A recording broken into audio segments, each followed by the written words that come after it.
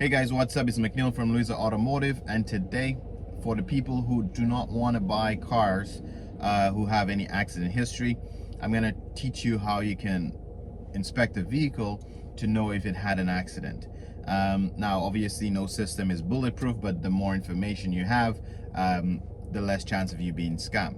Now, for full disclosure, like I'm saying, there's nothing wrong with buying an accident car, but there are quite a few people out there who prefer having a car with a clean history. Even if the Carfax or history report says that there was no accidents, they could have had an accident where it was minor enough that it did not go for insurance, and they basically repaired the car themselves. Because they didn't go for insurance, it's not going to be on the report. So if you absolutely don't want to have a car with an accident history, just a couple of tips to help you figure out if that car was an accident or not. Okay, so one of the things is obviously it's easy to walk around the car and you can tell if the car has been painted before. I would say a couple of tricks you can look at is when you open up all four doors, you just want you to rub your hand alongside the edge of the doors, because most times if they were to paint just the door, the tape's on the inside of the door, so you can literally feel when just imagine you painting, let me see, maybe painting your house and you put the green tape on and you paint the line. When you pull it out, there is going to be the difference between the new paint and the old paint. You can actually feel it. So if you rub your hand alongside the edges of the door, it's going to feel very rough. You can tell that it was painted before. Okay, now another way, there's just going to be a few options, a few different things you can do. Another thing you can do is you pop the hood.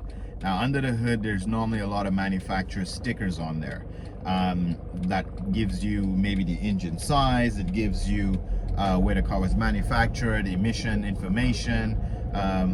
Most times if the hood is replaced on the vehicle, all those stickers will be gone and nobody pays attention to it. So if all those stickers are gone, then you know that the hood was replaced. Okay, there's also those same type of VIN stickers and VIN plates on the edge of the door, the driver door, or the post right here.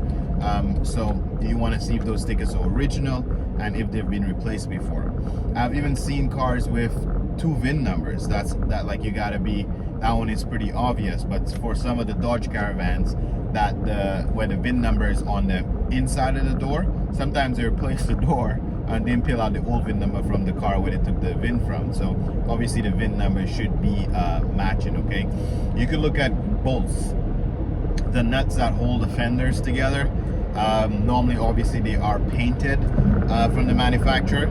If those things, if the fenders were replaced, most times you can see where the wrench was trying to take the bolts out. You'll see where the wrench is trying to take the bolts out, that there's lots of scrapes on those nuts. So if those nuts are all scraped up, you know that somebody was taking the fender out, so you want to know why they were trying to take the fender out.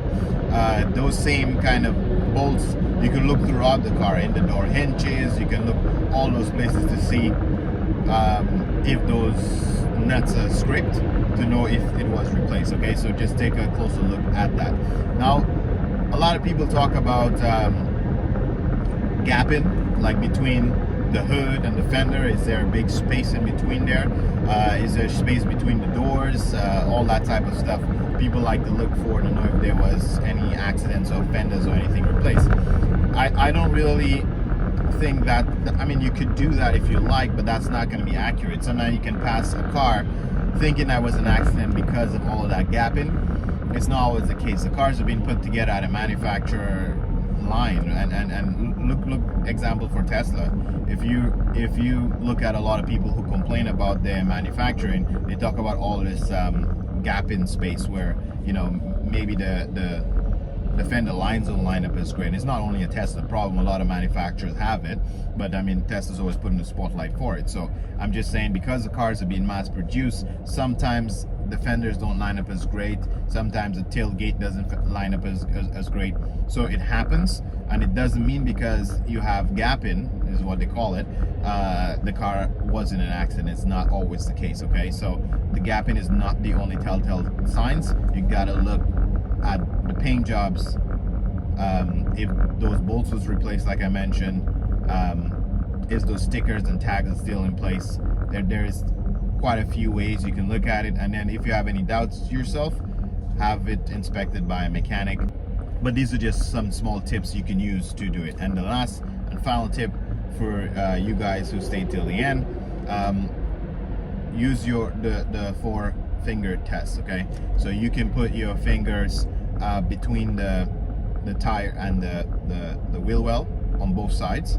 That's as a form of measurements, and then go on the left side of the car and do the same thing. The left and the right should be more or less the same gap between the tire and the wheel well. Sometimes off by a little bit. That means that if the frame is twisted, it will never line up, it will never be straight. Okay, so yeah, you just want to, if the frame is twisted, it's never gonna be the same space between the left and the right side. So just use your hand as a form of measurement. Make sure that the space is the same between all of them, and hopefully you won't get tricked by a car that was in an accident if that's not what you wanted. Okay guys, good luck with your shopping and be informed.